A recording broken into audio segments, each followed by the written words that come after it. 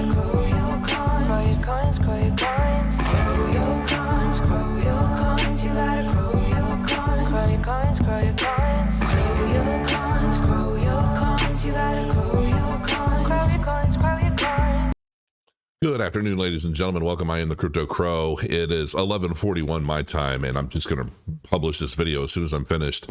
I have some interesting stuff to cover today, and one of which is going to be basically answering the question, is it more cost beneficial to mine cryptocurrencies right now or just buy the coins themselves? What is going to generate the highest yield for you, let's say in 2025, if you were to start with something right now?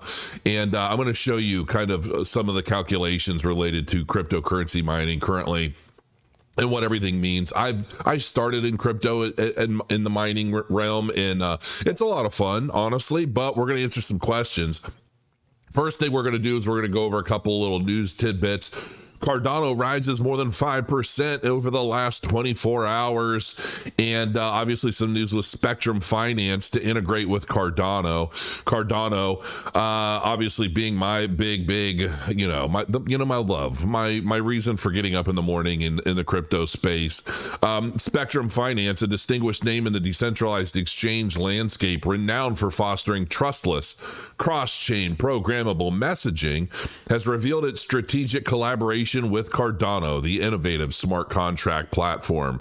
The partnership is intended to extend Spectrum's capabilities into the Cardano ecosystem, enabling new opportunities for seamless blockchain interoperability. That stuff is huge. That's one of the biggest, bread and butter topics of Cardano is, scalability and interoperability. I mean, those things are going to be absolute paramount as we head into the depths of the crypto space over the next several years, honestly, forever. I mean, from here on, interoperability is going to be one of the major key points, I think, in blockchain. Of course, also, decentralization, which, we know Cardano is one of the most decentralized blockchains out there.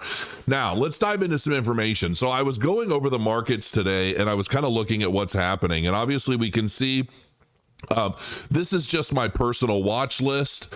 I own some of all of this for the most part. So people are like, what does Crow hold? This is pretty much the extent of it for the most part. Oh, you know what? I did forget one. Let me add that right now because I think it's pretty important that people understand World Mobile Token. I haven't added that yet on this new list. Ooh, it's at 12 cents. Holy cow. All right, go. 12 cents down from, why is this 12 cents to 12 cents? Okay, so it's basically, that looks like a huge dip, but ultimately that's over 24 hours and it's a fraction of a penny. So don't let the chart fool you. So anyway, if we take a look at my watch list for the most part here, is that on here? And okay, there it is. All right. So that looks like it's been trending down for a little while, along with a lot of this other stuff. Okay. I mean, Decentraland trending down, Sandbox trending down. Holy moly. Look at Cornucopias.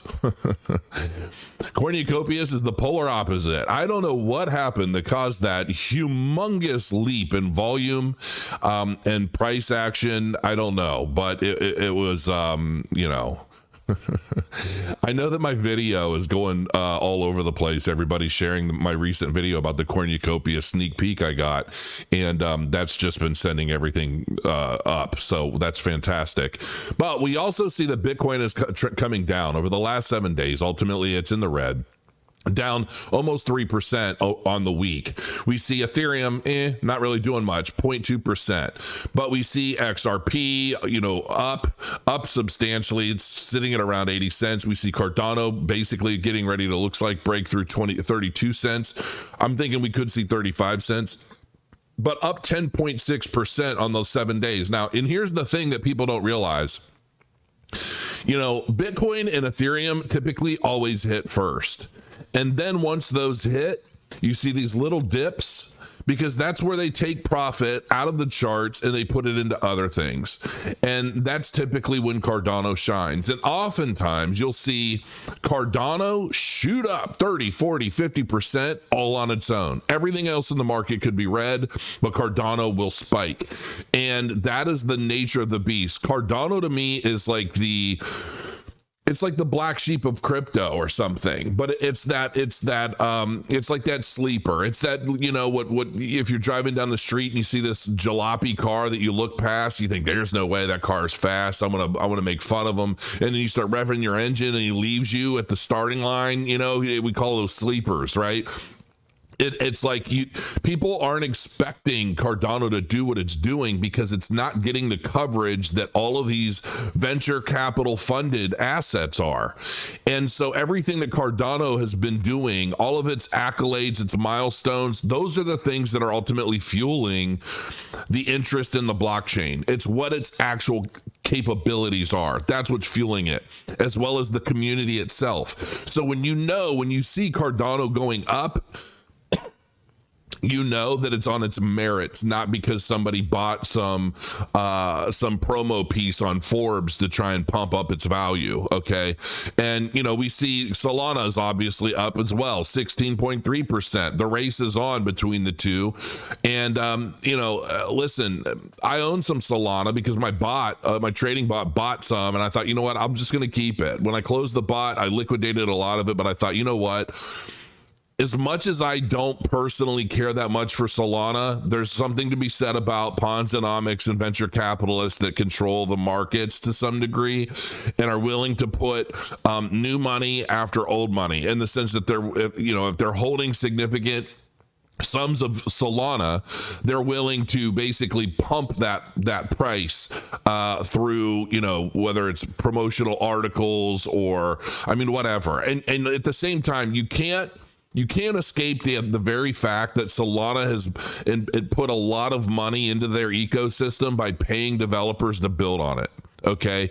And so, to each their own. I've been working on stuff for a while on Cardano. Nobody's ever offered me anything. I can't even figure out how to get something situated for Project Catalyst because they keep pushing the dates and then it pops up out of nowhere. And you almost have to watch that stuff like a hawk just to be able to participate. That to me is not a good thing, right? It's just not. If I have an idea, I feel like I should be able to create that proposal, let the community read it, learn it, understand it, and then vote on it.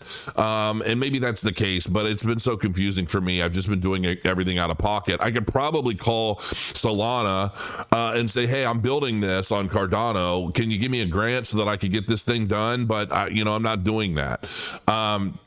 So anyway, that's what's kind of happening in the market. And then the question is, I was looking, and one of the big gainers over the past week is this cryptocurrency called Kaspa, which is basically, it's a new layer one, and it apparently it touts itself as an open source blockchain. Okay. And if I were to I'll just go back to the original and we'll hit, top gainers. Here's Kaspa. Okay. 1, 2, 3, 4. It's the fifth highest gainer over the past week, up 25%, currently trading at about 3 cents. And you can see the trend has been pretty solid for a while. When it first launched, it was a fraction of a penny, and now it's at 3 cents. And I'm thinking, oh my gosh, this is pretty interesting stuff. $16.6 million in daily trading volume. This is of interest to people. I might actually pick some of this up. Now, this is not a deep dive into Kaspa, but what I was curious about, and then maybe I will do a deep dive into this blockchain because I'm still learning about it. And there's a lot to read, but it looks really interesting. Okay, I will say that. So this might be one of my little penny picks as something that could potentially really blow up over the course of the next year and a half. A lot of that obviously is going to depend on a lot of different factors. But at 3 cents, I might be willing to take a risk. But I was curious to figure out, okay, well, what if I wanted to mine it just as a hobby? Is it valuable? Is it profitable for me to mine? And basically, in the grand scheme of things, I'm going to go back to this here and coins, you gotta grow Nope, your that's my image. Dang it, I'm clicking a bunch of stuff. Sorry, I didn't mean to turn that on. Sorry about that. So this is an image here that ultimately breaks down what my final calculations were, right? So let's say, for example, I wanted to mine Kaspa, and I just wanted to use a 1 GPU rig, just as a hobby. Like, I have one laying around somewhere. It's an RTX 3080. It's out of another computer that I took apart. And let's say that GPU cost me $850, and then I need other parts like the motherboard, a little bit of RAM, not much, just a base level CPU, because it's not CPU mining. I don't need anything crazy. But because of the cost of that GPU, ultimately the total cost would be around $1,350, right? And like you as somebody on the outside, you're like, I don't have all that equipment. In order for me to mine it, I have to go out and buy it. You're going to spend around $1,350. Well, if I just spent that $1,350 at the current price point of Kaspa, I'd get about 45,000 tokens. Okay. And 35 or 45,000 tokens means that if I were to mine it, so rather than just buy the tokens, and I basically put that $1,350 into buying the tokens, it would take me 31.77 years, according to these calculations, to mine up the same sum. Okay. And there's a lot of this stuff that I can show. I mean, I was going through, calculating all of the, rewards per block, network hash rate, which it's variable, so you have to kind of click some things and it fills it in for you. The device hash rate, mega hashes, your device power consumption, electricity. I put 13 cents as a guess, as an average. Kaspa's price per million, and then it basically breaks everything down here. So down here you have what your profitability is, and it's not profitable right now at 3 cents, and based on the yield and for the given hash rate, the cost, the wattage, all of that, unless you're mining it on solar power, it's just not profitable to do in real time. And so because of that, it's more profitable ultimately to just buy the tokens. These are the specs for the RTX 3080. So that's that. And then here's the price. Even if it was, I averaged it. You can spend between 800, 850. Okay. That way, I actually did the homework. I didn't just show you a little picture. I just wanted to spare you. And that's the outcome. I mean, this is it. It would take 31, almost 32 years just to mine up the same amount of Kaspa tokens as I could just buy with that same $1,350. So that's basically what it boils down to. Now, mining to me is a great conduit from being new to the space to learning a lot about blockchain. Okay. And because what happens if you are, so there's two things. If I had a choice, ultimately what I would do, I would spend $1,350, buy the rig and start mining it at a loss. And then I'd take another $1,350 and just buy the tokens if I were new. Why? Because as you're mining these tokens, you're basically forcing yourself into an education for something that you have a vested interest in making sure you understand. And that will carry you through the rest of the cryptocurrency space, because in that you're going to learn so many things. And as you're understanding mining, proof of work, consensus algorithms, all of these things, these keywords, these trigger words, it's going to lead you down a rabbit hole of exploration, right? And then you're going to end up on like what to mine, and you're going to be like, maybe it's more profitable if I didn't mine Kaspa, maybe I mine something else because it's profitable right now.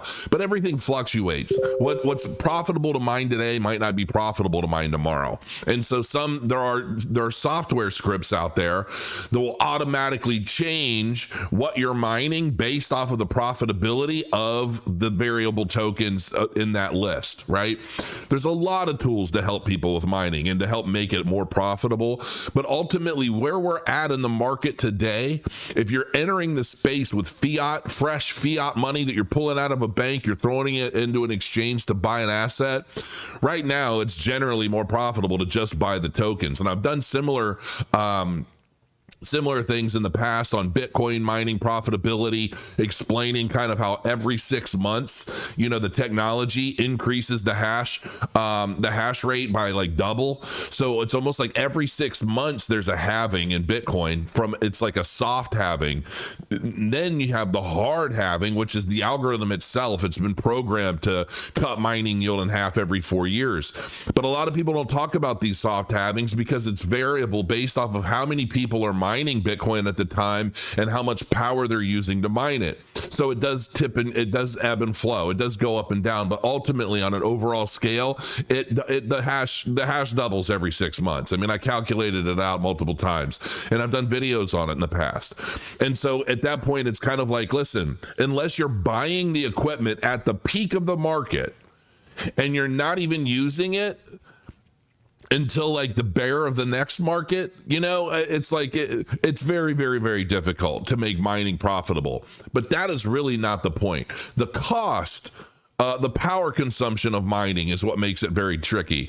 But on top of that, mining altcoins is such a fantastic gateway to learning and better understanding blockchain tech, understanding how different distributed ledger versus just blockchain, understanding how the different blockchains work and what they mean and what their potential use cases could be. That is where the money is really made. It's through the education of understanding these things that you're able to start turning significant profits, because you start to learn and understand what you're seeing, what it means, and then you start better understanding which of these projects white papers are garbage, which of these white papers are just cash grabs, which of these projects look to just be throwing around a bunch of terms that they might not even understand, and just to try and get you to invest or buy their token, right? And that is how I got started in 2017, by building a mining rig and then investing what I would mine. So I built an Ethereum mining rig back then. I would invest what I mined in Ethereum, and I magnified that, turning $3,000 into $90,000 in like 60 days. And that's how I got here on YouTube. I was just explaining to people, this is what I'm doing, and I really like this, and this is a lot of fun. And wow, here are all the tokens that I invested in, and wow, look at how much they've grown. And everybody just kind of got hyped with me as I'm making all of this profit. And then I started sharing how I would look at different blockchains and where I put my money and why. And that's ultimately what set me off on like 2,500 subscribers a day until I got shadow banned and terminated. So, listen, I mean, it is what it is, but I encourage people, even if you are mining with like a Raspberry Pi, just to learn the way things work. I think that education itself will pay significant dividends over the years as you start to explore more in the cryptocurrency space. So until next time, guys, crow your coins. I'll see you again soon.